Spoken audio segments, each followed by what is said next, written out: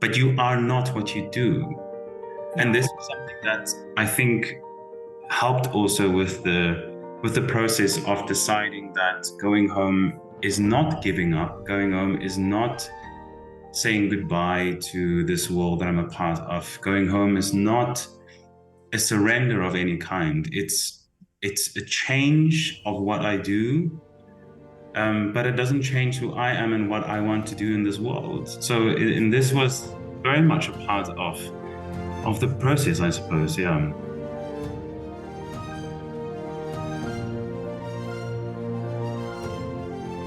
Good afternoon, Thomas. It's so lovely to speak to you again. Hi, it's so nice to be back after Yeah, 2 years, isn't it? yeah. I mean, we met really on Zoom when during lockdown, and I did the interview with you in Zurich, where you spoke about your time in lockdown. And since then, I've been following your career, and so much has happened in your career up to now. And this is why I would love to talk to you about this new transition that you're in. Yes, definitely a lot has happened. Mm. Since we last spoke, I have made the decision, well, in the recent months, I would say, to move back to South Africa and to take up a lecturing job at the Northwest University in the north of the country, in the Northwest province.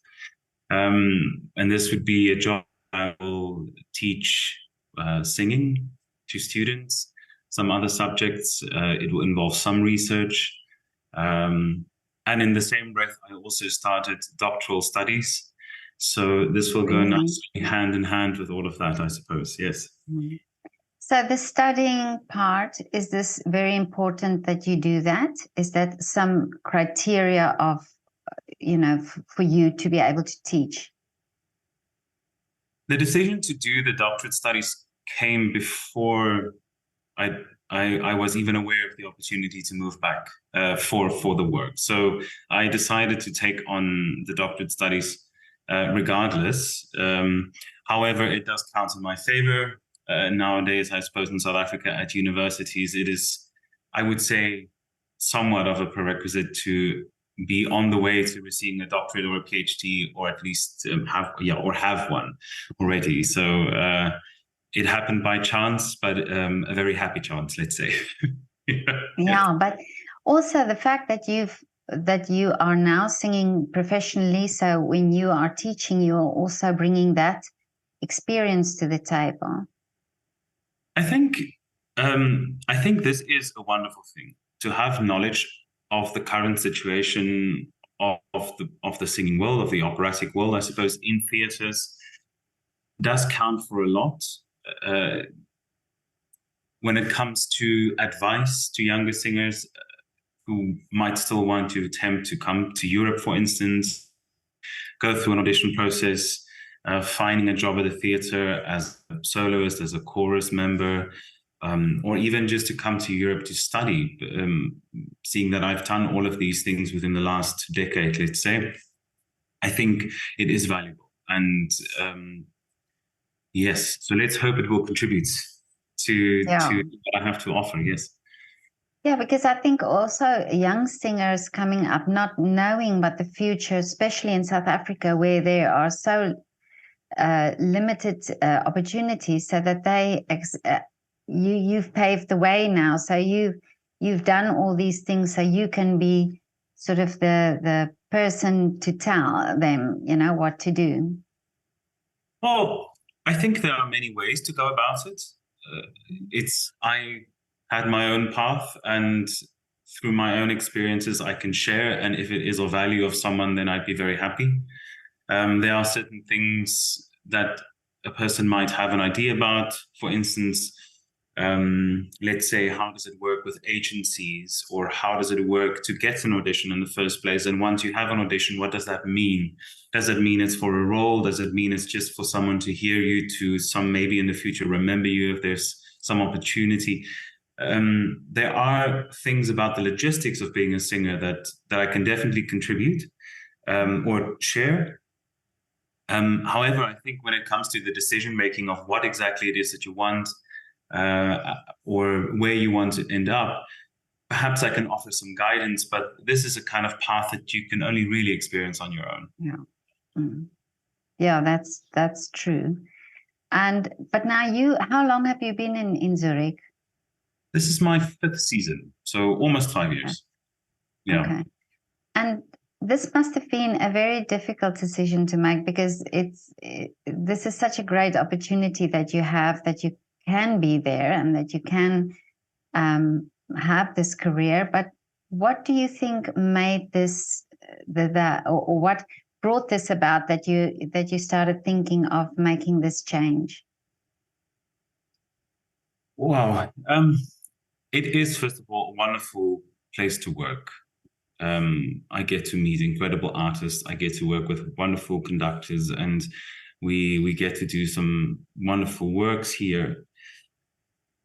However, I think, as for a lot of us, during the last 3 and a bit years, I suppose, or 3 years now, with COVID, a lot of questions came up about purpose, about values, about what is more important than not. It's sort of, if you start juggling the aspects of your life.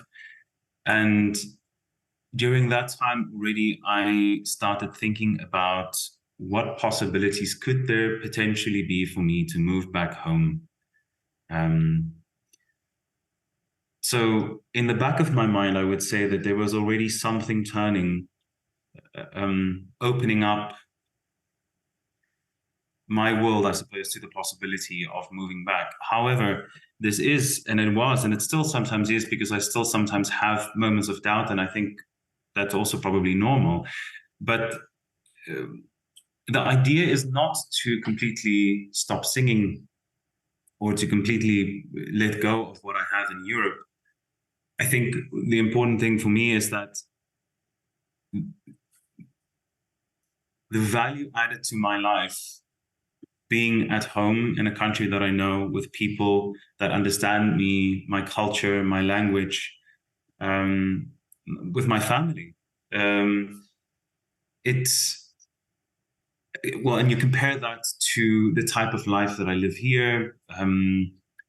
That's sort of, the turnover of people coming and going is so quick. It's very hard to settle in a certain place, or even here. It is a wonderful country to be in, but it's also not an easy country for foreigners. And I think that's the case in a lot of places, I suppose. So yes, it's been a very difficult decision to make. But once the offer came, it seemed very clear that this is the right thing to do. How I knew that exactly, I cannot tell you. But it was a feeling that I had that made me feel at ease, and it made me feel relieved somehow. That I am now able to pack my bags and go home. It's a strange concept, I suppose, because around about 9 years ago, I left South Africa thinking I will never go back. Really? That I will never put my feet back there because there's no future, there's no opportunity. As a musician, what am I going to do? I can't make a living with that. So if I go back, it will have to be something else. And this was the mindset I had. However, over the years, things change. The last time we spoke, I mentioned to you about ideas of a charitable foundation that I would love to start, and so on. And these things are still in the works and in my mind, developing. And somehow it feels to me that one can do so much more when you have your feet on the ground where the help is needed. Yeah. And this has also been a part of my decision-making process, is that this is also something that is important to me.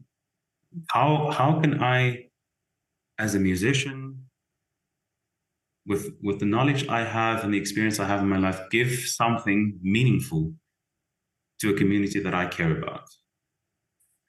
And this is, well, one of the questions that came up during the time of COVID, where we had nothing to do and a lot of time on our hands. Yeah. So I think you're right. People started thinking and started realizing what is this that I'm doing and what for? You know, the question, what am I doing this for? yes. Mm. Yeah, so I mean that was a long way of explaining something that's actually, I suppose, not so difficult to answer. Yes, it is a difficult decision, but in the end, it was very easy to make because it felt like the right thing to do. Mm. And I think once you open yourself up completely to the possibility of change, the right type of things will come your way. Yeah. Not to sound too Yeah. um, I know exactly what you mean. yeah, Yeah. But very interesting for me always is that you look at artists and you see that also here in Vienna. And this is what I noticed when I did my project over the lockdown time, is that people come from all over the world. I mean, there's so many different nationalities here, and you know, in the theaters here, also in the opera house. These people all left their countries. They all left their families behind. It's a great sacrifice that we don't realize when we hear, you know, when we visit the opera house and hear people sing. There's much more than this dedication to the art, but it's also the sacrifice of not being with your family all the time, not being in your on your home soil. You know, it's something that I understand very well. Not being at home and not being with the people that understand what you're saying. It's not about the language, but it's about something much deeper. yes, I absolutely agree. It's the unspoken, I suppose, that counts Yeah. more than the spoken. I do sometimes wish that I could just communicate in Afrikaans with certain people around me, No. so No. that I can come across or get across the message that I have in the best possible way. I mean, we make jokes about it, I suppose, but but it's true. We cannot, I suppose, we cannot change where our roots are. Our roots are planted in South Africa, the both of us, I suppose, and Yeah. but we've had our ways and we've gone places, and for many people, being away is hard, but not so hard that they would change that. And I suppose for me, even though I love what I do when I perform, I've started making the separation of I am a singer, and this is not just what I do, but this is what I am. And I'm Thomas, and I sing as a profession. So, what I mean by that is that we can do literally anything in this world to feed ourselves, to clothe ourselves, to take care of ourselves. And it could potentially be fulfilling and wonderful, something like working in a theater or performing, or it could be teaching, or it could be doing plumbing work, or it could be anything. But you are not what you do. Yeah. And this is something that I think helped also with the process of deciding that going home is not giving up, going home is not saying goodbye to this world that I'm a part of. Going home is not a surrender of any kind. It's a change of what I do, but it doesn't change who I am and what I want to do in this world. So, and this was very much a part of the process, I suppose. Yeah, at least the way I thought about it. Was so you must have thought about this a long time. Was there a point where you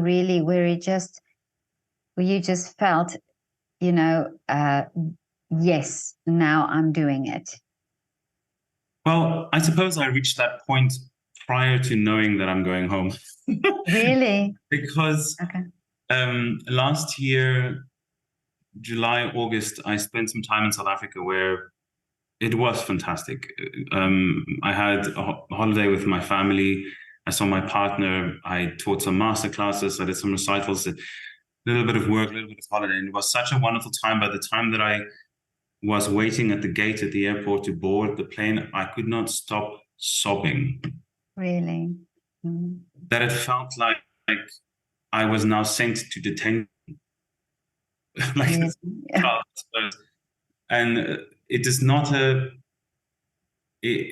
I don't know how to explain it in any other way. It was simply just a horribly sad feeling leaving. Mm.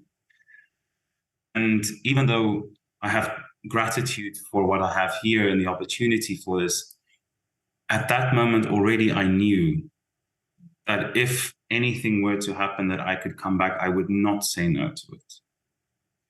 And then, as it were, I was informed about the possibility of this job. I applied. Nothing happened for a while, so I assumed that it was not meant for me. So I, at this stage, already resigned here, letting the Opera House know that I will work until the end of the season. Done, even though my contract were for a long I signed it for a longer period. Yeah. So I resigned. So regardless, I would have packed my bags and moved on to a new beginning. Mm. And what that would have been, I have no idea. Where I would have ended up in Europe, I have no idea.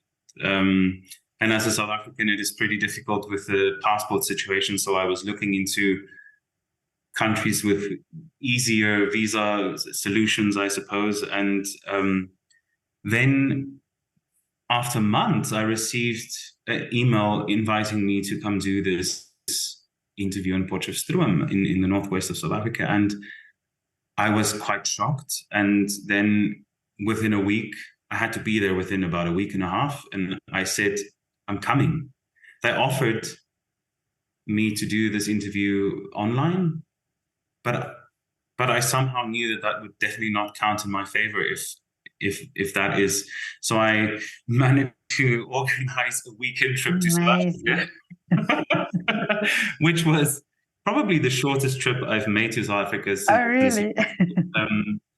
I arrived the Wednesday night in Johannesburg, slept at the airport at one of the hotels, and the next morning picked up a rental car, drove to Potchefstroom. The next morning, it was a little bit of teaching. I had to do a recital, and then there was a questioning panel. And immediately after that, I drove to the airport, got on a plane, flew to Cape Town, spent 2 days there because I cannot go home and not see my people. I know that, yeah. And then back to Zurich, back at work on a Tuesday. So it was a very short in and out. And I told myself, I mean, it cost quite a bit of money, but I thought to myself, these kind of things don't happen. No. They simply don't happen. So when an opportunity comes, it's almost a must. And I took it on, and I felt very proud about the way things went that day with all everything involved with the so-called interview, I suppose. That I walked away feeling very good. Mm. Very curious to know the outcome, of course, but I felt very good. Yeah. And they said, the HR lady told me about 2 weeks, and then we'll let you know. And 2 weeks came, 2 weeks went, and okay, I thought, okay, maybe it wasn't successful. I'm not sure. And it was only in January this year that I was finally informed that they want to offer me the job. It's a very long process in the end, and yes, I accepted. And of course, having accepted this and making it a public thing gave a lot of people a certain impression of surrendering or giving up on a singing career and changing my priorities to such an extent that there will no longer be space for what I've been doing. Mm. Which I find rather sad, because it feels like we are, as singers or musicians in general, I suppose, obliged to give absolutely everything of ourselves. And if not that, then we're not welcome somehow. It's not completely true, but there's a feeling of this where people are so shocked and but you've given up so much to be here, you have gone so far to do this, has the sacrifice not, how do you justify leaving now and giving up? But it's not giving up at all. And this is something that I've been trying to communicate to people around me in the nicest possible way I have still been auditioning in the last months. I still want to connect with conductors and people to potentially work together in the future. And maybe it will be once or twice a year and not 6 or 7 times a year. But that is also okay, I think. Because I think the bigger picture of the bigger picture comes back to happiness and what brings happiness to my life. And I feel that when I take care of myself, I can do better for those around me. If this is something, I suppose it does make sense, but this is how I feel about it. And there's been a lot of things happening in my life in the last 2 years, or maybe a bit more, where so many questions, so many things about what is it that I want? What do I want as a person, rather than what does the world expect of me, or what is expected of me as a singer in this context or that context. And I no longer listen to that. Yeah, but that's great. That's so great that you're saying that, because I think it's also in your industry, there's this almost like this force of this push towards the same thing. Everybody wants the same thing. They think they have to do it this way. There's only this way, and you can only do it this way. And I spoke to a soprano, a mezzo soprano, a while ago, and she was also saying this thing that she realized this is not what she wanted to do. She wanted to sing, but not this way, not like everybody else was doing. So isn't it wonderful if you get to that point where you can stop and say, no, this is not for me. I want to do it a little bit my way. To have the courage to do that is a big step, I suppose. Because I suppose it's like this in any career, really. It's when you've been doing something for a long time, and all of a sudden you realize, oh boy, this is really not what I want. And then the question is, what's next, and whether you actually take a step or not. And it takes a lot of bravery, I suppose. And yeah, it's so important for us as musicians, for artists, for any creative person, well, for any person for that matter, to take care of yourself, your own happiness, your own mental health, so that you can do what you need to do with more, I don't know, with a smile, let's say. Yeah. It's not going to be like that every day, obviously, but if there is more happiness and being content with your life and then what you have to offer, you don't have to spend so much energy on the daily trying to fight against what you don't like and what is keeping you from being in a good space, I suppose. Yeah. No, I truly think so. And wonderful that you also have gone through that and also realized that, because initially you said to me that you can give advice and you can tell people what to do, but everybody has their own path that they go on. And you are now showing that as well, that you have your path and you have your way, and you want fulfillment in a different way than maybe your colleagues that you have there that don't understand what you are doing. So yes, I think so. I mean, we are all so different, and we have different needs and different things. We prioritize differently, and that's the nature of life, I suppose. Yeah. And it's just about helping people understand that certain stigma or perceptions that that are there, that they are not necessarily true, let's say. Yeah. It's exciting. I will be back at the end of June in South Africa, and I start in July with the new job, more or less. And already in August, I will be doing a Liederabend with a local pianist there. And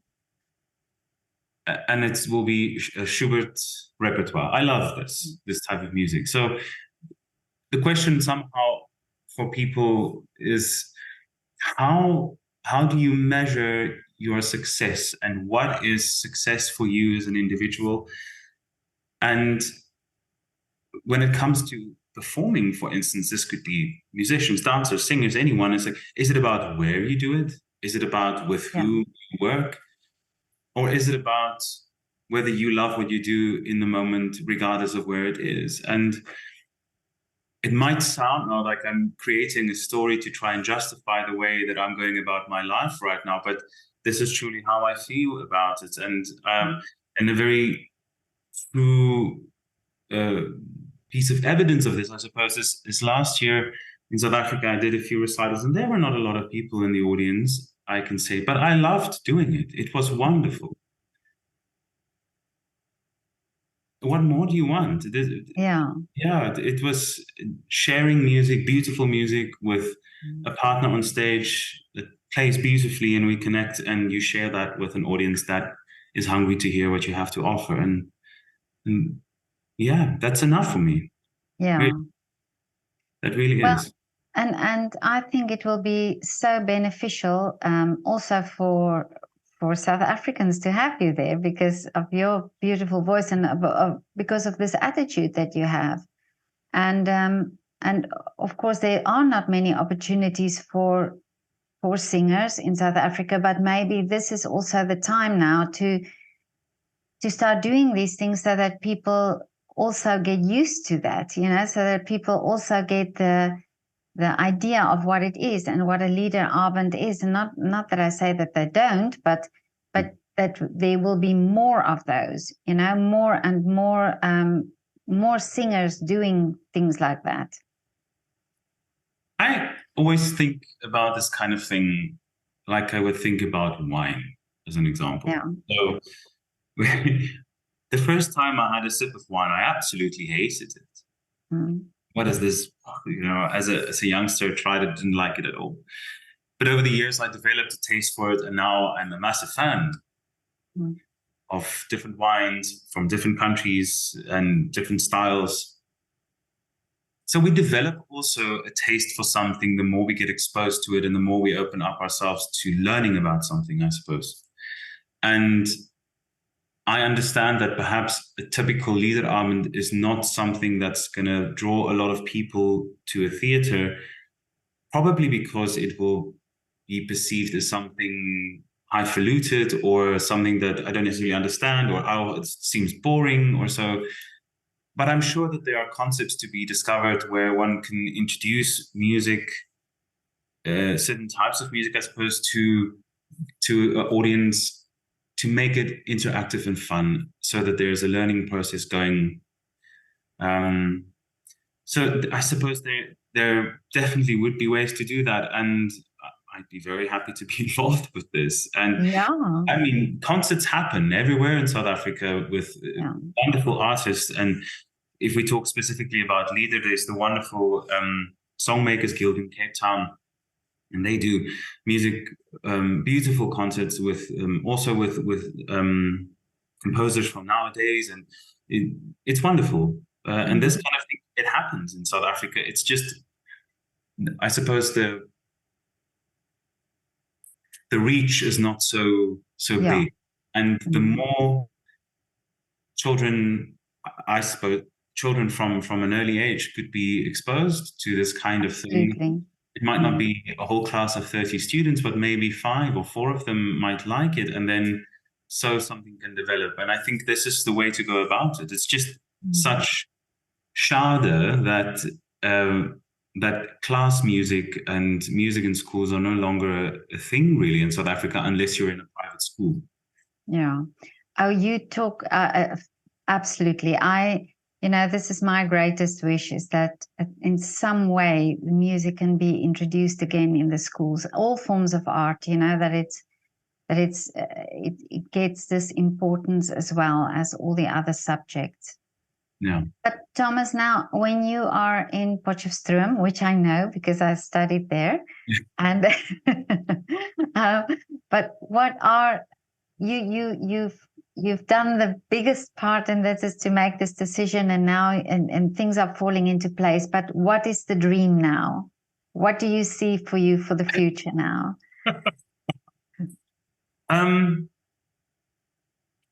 Well, so far I'm basically looking only maybe until the end of this year with Okay. because there is so much that will have to happen.